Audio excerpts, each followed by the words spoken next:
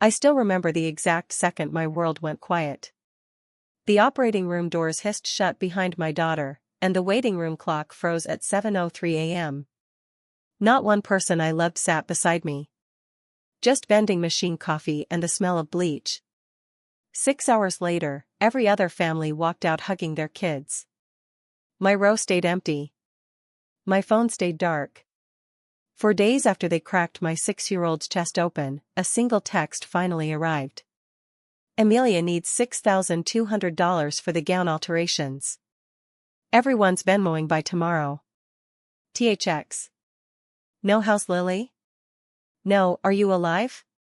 Just a dollar amount and a heart emoji from my mother. I sent back 8 cents and wrote, for the train. Then I changed every password they ever had. And that's when the real storm began. I'm reading this to you from a tiny apartment in Portland, rain tapping the window like it's keeping time. Tell me where you're listening from so I know the dark doesn't have me alone tonight. My name's Nora, always was the spare part in my own family. Growing up, affection came with conditions and a ranking system. My little sister Amelia threw a fit if her latte wasn't 148 degrees. Mom rewrote the Wi-Fi password so Amelia could focus. I once won regionals in debate and Mom whispered, "Don't make Amelia feel small." So I learned to shrink. I paid the electric bill when Dad forgot, drove Amelia to auditions, smiled when they called me our rock. Rocks don't get hugged, they get stood on. When I started pulling doubles as an ICU nurse, Mom clapped like I'd won the lottery, for them. Now Amelia can chase her influencer dreams without worrying. Dreams apparently cost 5-figure launch parties.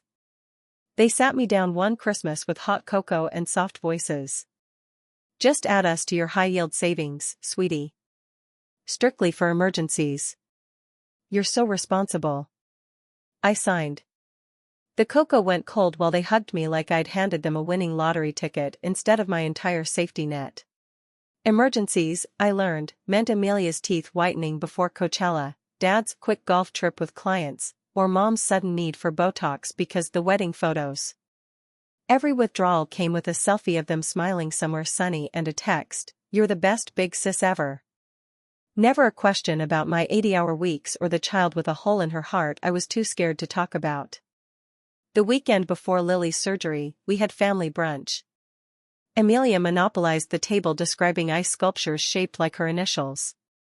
Mom teared up, "My baby's going to be a princess."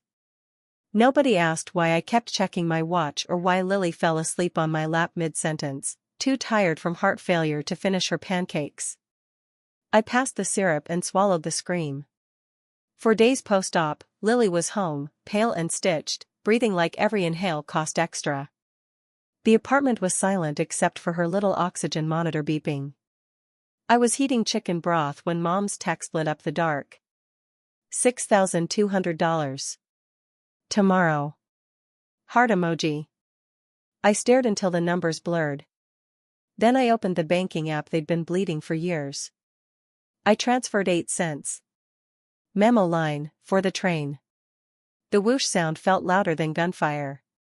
Next morning, while Lily colored unicorns with crayons too big for her bandaged hands, I revoked every authorized user, changed passwords to phrases they'd never guess, enabled every security wall Fort Knox wished it had.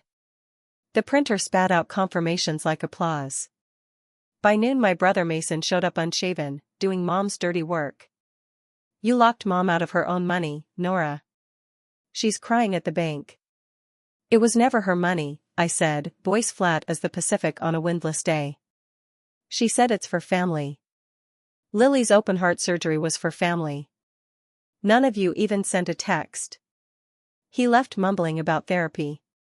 I went back to folding tiny hospital gowns into drawers that finally belonged only to us. The bank manager called next.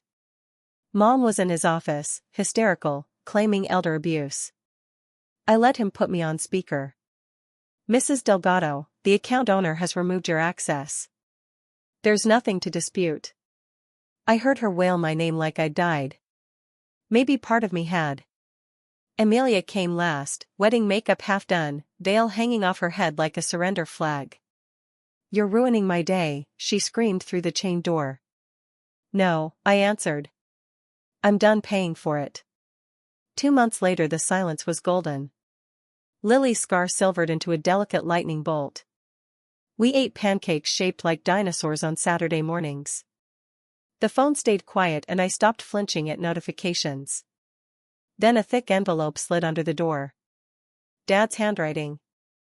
Inside, a cashier's check for $10,000 and one page. Nora. We counted the cost wrong. A dress is fabric. A child's life is everything. We chose fabric. There's no excuse. This check isn't repayment, some things can't be repaid. It's proof we finally see the price you paid alone. We don't deserve your door to open yet. But when you're ready, no pressure, no deadline, it'll be here. Love always, belatedly. Dad. Lily found me holding the check, tears hitting the paper. Is Grandpa coming back? She asked. Only if we decide we want him, I said. She thought about it, tongue poking from her cheek the way it does when she's solving big things. Then can we still have dinosaur pancakes either way? Every Saturday, I promised. I never cashed the check. I framed it behind a photo of Lily blowing out 6 candles, pink cheeks, no oxygen tubes, pure oxygen of her own. Some debts aren't settled with money, they're settled with mornings that smell like maple syrup instead of antiseptic. Peace isn't the absence of family. It's the presence of choice. And for the first time, I'm the one holding the door. So tell me, where are you right now? And when was the last time you closed a door that everybody swore would ruin you, and discovered the quiet on the other side sounded like freedom?